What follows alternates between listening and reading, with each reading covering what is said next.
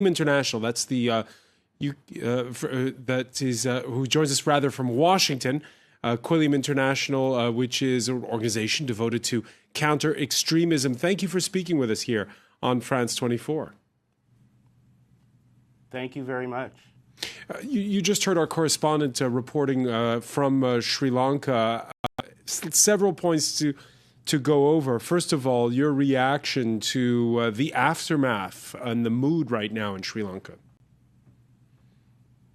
You know, we all of us, civil society, religious community, and the global world, we stand in solidarity with these innocent victims who just went to engage in a moment of reflection with the divine, with the Creator. And unfortunately, they were killed by individuals who have subscribed to an extremist ideology. And so first and foremost, the victims themselves are certainly front and center for all of us. For us, particularly working at Quilliam, I mean, I worked in our U.S. intelligence community for over a decade. So I understand these issues very well. What's the immediate aftermath, how to deal with putting together this puzzle of what actually took place. And I can certainly imagine that not just the Sri Lankan government, but they are certainly getting assistance from Western societies to assist to find out what's happening at the local level, and particularly any connection to international networks as well. Yeah, there's on the one hand the Indians front and center, because they were the ones who reportedly sounded the alarm that wasn't heeded. But also, as you mentioned, Western agencies, the UK, the FBI. What would the FBI be doing in such a circumstance right now?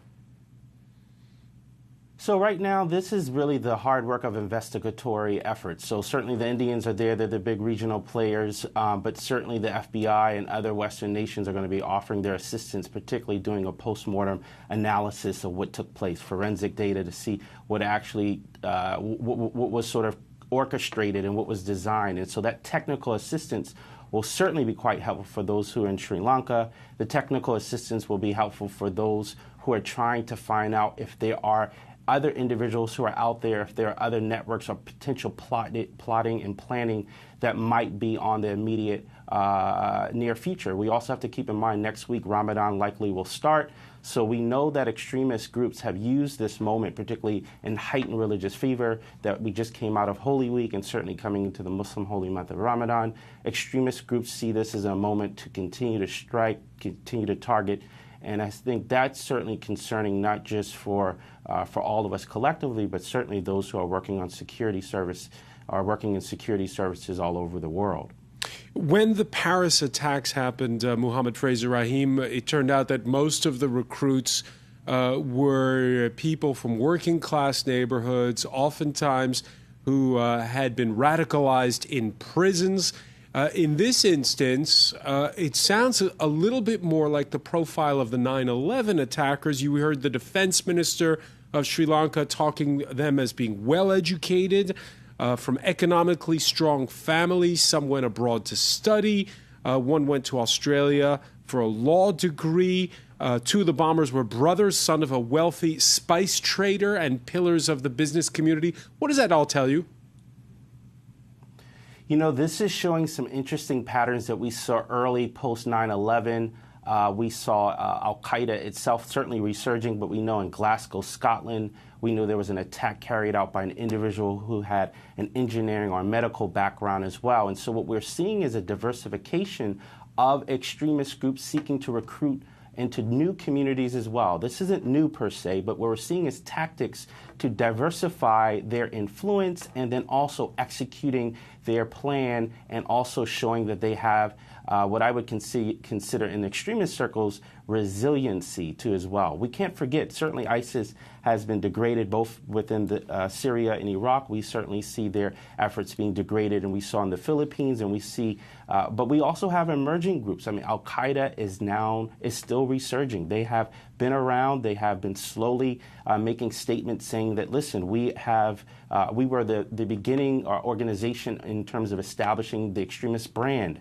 And so what I think collectively we need to do is to recognize the diversity of threats that are coming, the ability that terrorist groups are being purposeful, meaningful in their efforts, and particularly that they have not just the ability to strike at a local level, but they're also able to pull off of financial assistance, economic assistance throughout their global reach as well. That's concerning not just for the Sri Lankans, but that should be concerning for other regional nation states within South Asia, and certainly those who are all over the world too as well. This localization of the threat is certainly concerning, and it shows that we continue to have to be engaged on this issue on an everyday basis. A localization, or rather is it simply that it's a group that takes advantage of globalization to hit a soft target in this country where you have a president and a prime minister who aren't speaking to each other and thus security lapses, perhaps?